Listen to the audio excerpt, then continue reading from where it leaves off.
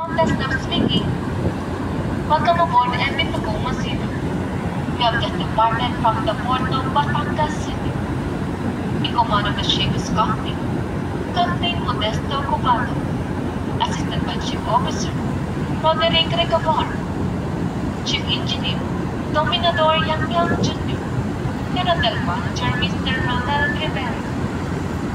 We will be cruising at a speed of 19 knots and our estimated time of arrival at the port of Cebu City.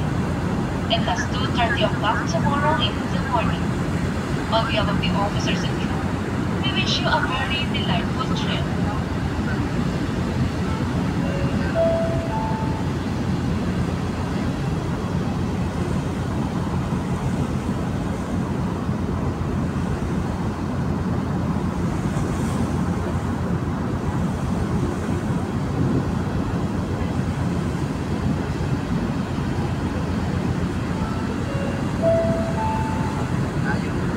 Magandang umaga po sa lahat ng aming mga panauhin. Ito po si Maria Bulahan ng iyong front desk staff.